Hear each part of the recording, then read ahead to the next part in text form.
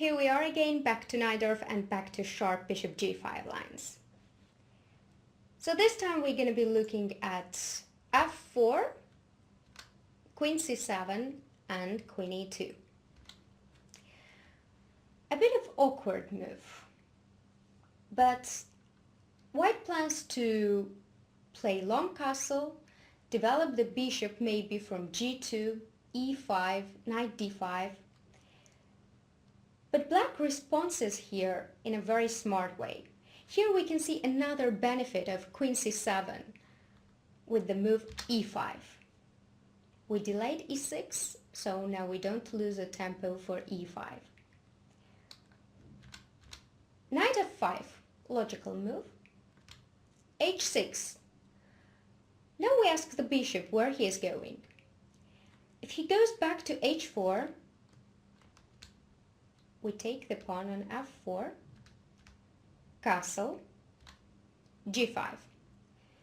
This is, I think, very good for black. We have a good control on dark squares and we're just pawn up. Bishop f2, knight e5, h4, bishop f5, e takes f5, bishop g7. Black has comfortable position. Dark squares, it's important that black controls d5 square, so they're doing excellent here. Let's go back to h6, bishop f6, knight f6, f takes e5, and castle. So here black has many choices. There are many good moves, but I think that the simplest is to play bishop d7. We need to castle long, so after king b1, long castle, knight e3. White wants to control and have extra control actually on d5 square, so bishop e6, knight d5. There is massive exchanges on d5, bishop d5, knight d5, knight d5, e d5. And here we stop a bit. We look at the position and we understand that black has dark squares, white have white squares. We can see that bishop on d6 would be very good, blockading the d pawn. But white can have a very nasty check on g4, or after g4, the pawn move. They can be very free on the light squares. So the move, what we're gonna play,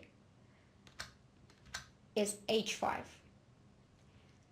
It controls the g4 square, plans g6, f5, and bishop can come from h6 or g7 or d6 in any necessary situation. So I think black is doing very well after bishop d7, and I think it's a very simple way to reach the equality. Now let's go back to main line. Here on bishop f6, knight f6, instead of f takes, white can go castle. Also a logical move. There is a simple bishop f5, e takes f5, and castle. We control the d5 square, so if white goes queen c4, e takes f4. We have to be a bit careful, because we don't need to give white the free play on light squares. For example, now if white takes queen c7, king c7, bishop c4, we have a very nice defense with rook d7, and if knight d5, if white wants to dominate on light squares, we exchange, and we have a little nice trick how to develop our bishop in a simple way with bishop e7. The thing is that white cannot take on f7 because of f3, right? So, if white pushes the pawn, rook f1, then d5. We need to open the diagonal for black, so knight d5, knight d5, bishop d5, bishop d6. A very nice position and very equal position. So let's get back to knight f6. There is another move, knight e3, to have extra control on d5, but it doesn't promise white anything. So ef, knight d5, knight d5, knight d5, queen a5 check, and black is doing very fine.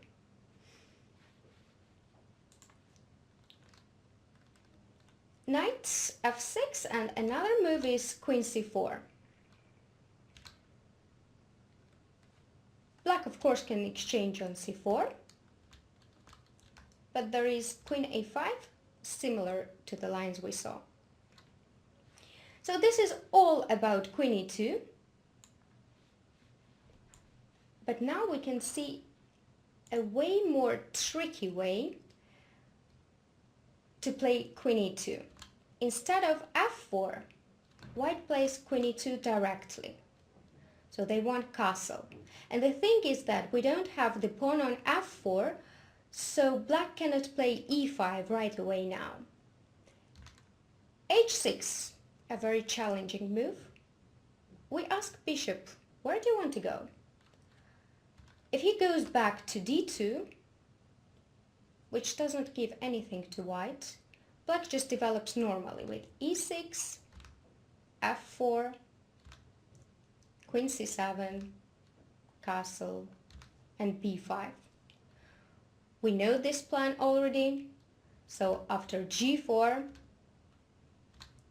b4, knight a4, the knight is always out of play from a4. So e5, the typical idea, knight f3, a5. If white goes g5, we take and knight e4, queen e4, bishop e7. We can see the pin here, and after queen e2, rook c8. Very good position for black. So bishop d2 doesn't give anything. Bishop h4, g6. Why g6? Black wants to go e5, but he cannot go e5 directly because of knight f5, so we control the f5 square. f4. There is a castle, of course, but now e5. Knight b3, bishop e7. And we can see that, of course, black wants b5, but we can see that the bishop on h4 is completely out of play. So queen e1, f3 or other moves, they just lead to the similar plan. White just needs to develop their pieces. So b5, a3, bishop b7, f3, queen c7, king b1, rook c8, we come to the c file, bishop d3, and castle. Black developed, finished their development, and they want knight b6 or knight c5. So f4 is a critical test. e5. Now white can either take on e5 or go back to f3. Let's start from knight f3, queen c7, castle. I should mention actually that after knight f3, e takes f4 doesn't work because of e5, and we see that black is under pin on e file and on the diagonal. So queen c7, going out of the pin, castle, b5. Black normally wants to develop with bishop b7. We don't know where we're going to need our dark squared bishop, on e7 or on g7, but we have both options. So knight d5, knight d5, e d5, bishop g7. If white takes and d6, it might from the first sight look a little scary, but there is nothing to be afraid of. Queen a5 attacks the a pawn. King b1. So we can see now that after castle, the bishop is very good on g7. The knight can come to b6, and the bishop can come either to b7 or either to e6. But white had a very interesting option. Instead of d6, to go bishop e7. What a move. It's obvious that king e7 is bad because of d6. Bishop b7. Why not queen a5? Queen a5 gives white bishop a3. Now white controls the a3 f8 diagonal perfectly. And if b4 seems like black wins the piece, queen e1, but gets underpinned. Rook b8, defending the b4 pawn, rook d4.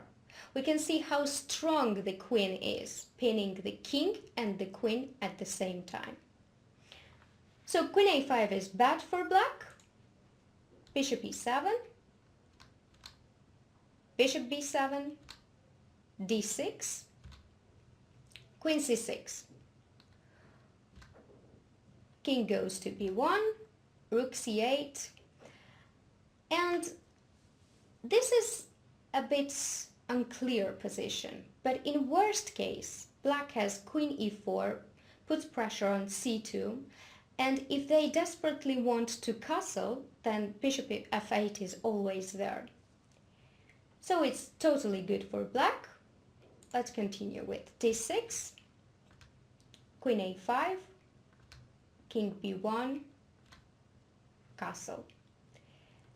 If bishop e7, castle, g3, knight b6. So we see that the knight comes to a4 and c4, both options are open, and bishop e6 comes into attack. Totally good for black. Let's go back to e5, and f takes e5, d takes e5, and castle. Well, it's obvious that we cannot take on d4, because their e5 comes very dangerously. So queen c7. Knight has to go back. Knight b3. b5. Now white has two ways, either going directly to d5, for example, knight d5, knight d5, e d5, bishop d6, blockades the d pawn perfectly and plans to castle. So queen f3. White wants to develop his bishop, bishop g7. We might think that this bishop is a bit closed to g7, but it's very good on g7 because it guards the king, it protects the h6, f6, and at some moment if white goes knight d5, after knight d5, e d5, e4, bishop will be very good on the a1, h8 diagonal. So bishop d3, castle, king b1. Bishop b7, we need to develop, so we plan b4. a3 prevents b4. Bishop c6, a very good move. plans rook a b8, a5, b4. White starts to attack on the king side with g4, rook a b8. We follow our plan. And knight d5. So, black has to take bishop d5, e d5, rook b6. In the game of Gornisov-Wojtaszek, black were too tempted to go e4. Of course, it's a thematic move and very interesting, but I think that it doesn't work. Bishop e4, queen e5 and rook d4 blocks the diagonal and protects everything. So it's a nice way to go rook b6. We want rook d6 and play for d5 pawn. Bishop g3 is not dangerous because we go rook d6, we plan knight b6, doubling the rooks on d file, and I think black remains to be fine. Thank you very much for watching. See you next time.